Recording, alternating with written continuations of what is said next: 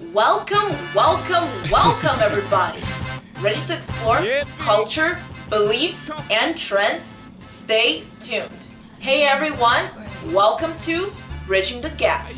My name is Marilyn, and I am today's host. Before we get into today's interview, please hit that subscribe button to get future alerts when I release new videos. Additionally, go on Apple Podcasts right now and search up Bridging the Gap Maryland. Be sure to subscribe over there as well. I'll give you guys a few seconds to do all of that. Alright, come back. I don't want you guys to miss today's exciting episode. Our special guest is taking initiative to help and support women from different minority groups. So thank you for joining us today, Addis. So tell us about yourself, your background, and where you're from. First of all, thank you for having me, Marilyn. I'm very grateful for this opportunity. So I guess a little bit about me. My name is Addis Boyd. I'm a rising junior now, wow, at Columbia University, majoring in financial engineering. I'm originally from Columbus, Ohio, huge Buckeye fan for those that know. I last, or at least in the second semester of my freshman year, I opened up an apparel company called Sisters of Liberty Apparel, which is dedicated to representing, empowering, and promoting the equity of women, especially those of color, through various ethnic depictions of a symbol of freedom in America being the Statue of Liberty. Yes, so that actually brings me to my next question. So obviously you created a Sisters of Liberty apparel, which is dedicated to empowering and promoting equity for all women, especially those of color, through various ethnic depictions of the Statue of Liberty. So what gave you the vision and inspiration to create it? What steps did you take to bring your vision into fruition? Absolutely. So the process was, like anything, was multi-stepped. So I think it was my first semester. I was sitting in a Black Students Organization meeting, and one of my friends was describing a project she had done in high school, where I guess she had created a model of the Statue of Liberty, three-dimensional, and put an afro on her, and I guess covered her in hip hop lyrics, which is like a statement at their school. That was cool to me, but I also was thinking, I've seen a lot of artwork, but why haven't I seen, any artwork of a realistic Statue of Liberty? And then beyond that, a Statue of Liberty that's Black, that looks like me, that looks like my mom, that looks like my little sister, right? So this, I guess, inspired a vision in my head of a Statue of Liberty that's Black, that has an afro, but still has her crown on, and she's raising her torch high. And her gown is actually like a dashiki inspired dress. And I had this vision in my head, but I'm not the most talented of artists. So luckily, I have a cousin who's actually in the same year as me at Northeastern. And I basically texted my cousin this vision that I had, and he says, okay. And about a month and a half later, he sends me back what turned into our first design, which is our Black History Month. I don't know if you can see, I'm wearing it right now. Oh, I see. I can certainly send you pictures as well too. But when I saw this initial rendering of this Black Statue of Liberty, this vision that I had, I knew that it was powerful and that it had the potential, hopefully, to inspire young women like my little sister, women, in my community, and just in general, ethnic minorities who don't always see themselves represented in this country. So I guess, long story short, we put out our first design and made it our mission to put out more designs representing people of other ethnicities. So far we have our second design was our Desi edition, which represents Indian, Pakistani, Bangladeshi, those people of the Desi diaspora. Our third design was the Boricuan design, and that represents Puerto Rican people. And an interesting story about that. So funny enough, there was a bunch of protests in Puerto Rico last year pertaining to their governor and some outlandish comments that he had made.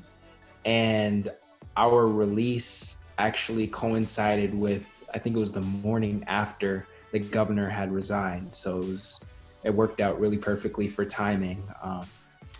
And then lastly, our Chinese New Year design, which was released this Chinese New Year in January.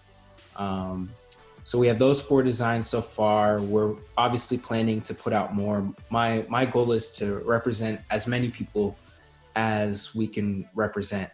So I guess the corollary part to our business is our philanthropic work and giving back. So, going back to when I saw this first design, I knew it was powerful, knew it had the potential to inspire, but I wanted to make sure that whatever, funds that we might be generating through this design and through other designs, that some of that was getting put back in to those communities and communities of people who look like the designs that we put out. So we decided to donate 10% of the net proceeds of what we make off of each design to communities and to women and children specifically of those designs' ethnicities. So I'll run through the list really quick. So our Black History Month design, which I have on right now, we donate 10% of our profit back to an organization called Black Girls Code, which is an organization that helps women in STEM pursue their dreams and visions. Our Desi edition, 10% of those profits are donated to the Thakat project, which is building educational centers and schools in Pakistan right now. For our Boricua design, we donate 10% of our profit from that back to Pro Familias Puerto Rico, which is very similar to like a Planned Parenthood here. So it offers, reproductive and sexual education to women in Puerto Rico.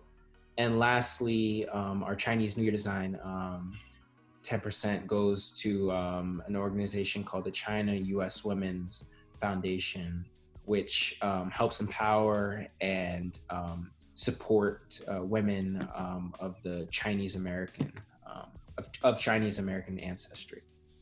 Perfect. Yeah. So you actually already touched on my next question, which is great. So we'll move on to the third one.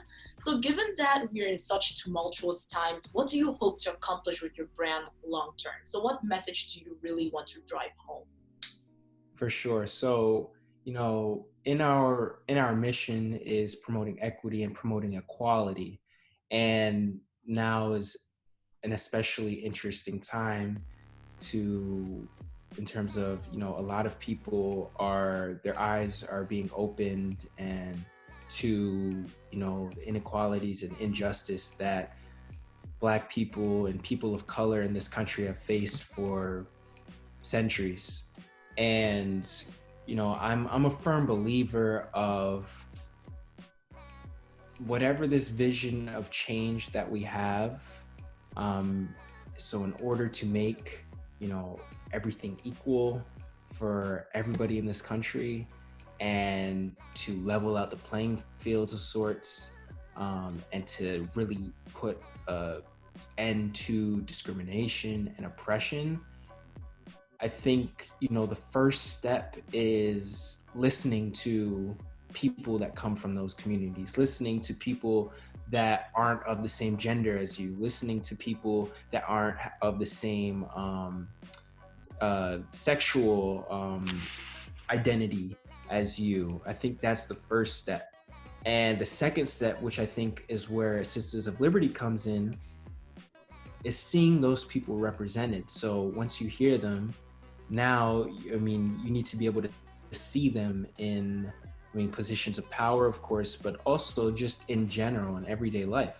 And that's where the representation comes from. So sort of the fuel behind what we do is making sure that people that aren't necessarily represented, and even more specifically, women that already aren't as represented just for the fact that they're women, but additionally women of color who, you know, have that extra race identity that, you know, America historically hasn't been favorable upon, making sure that people like that are heard and represented. So that's, you know, that's, I guess, like I said, the fuel behind what we do.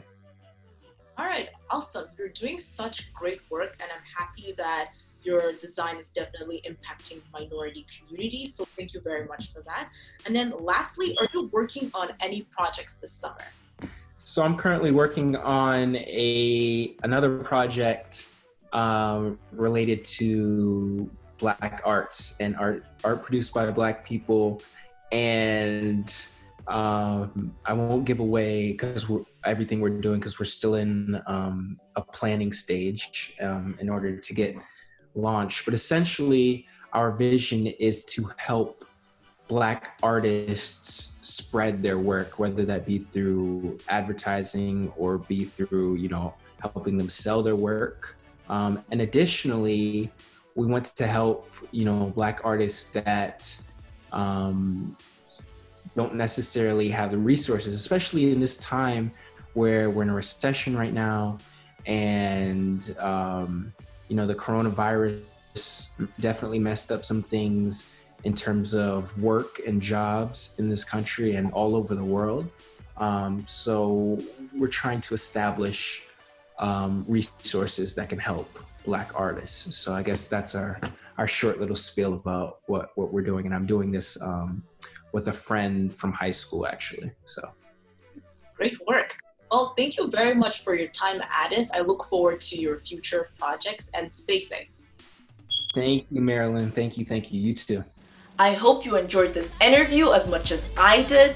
Again, don't forget to hit that subscribe button. Be sure to give this video a thumbs up.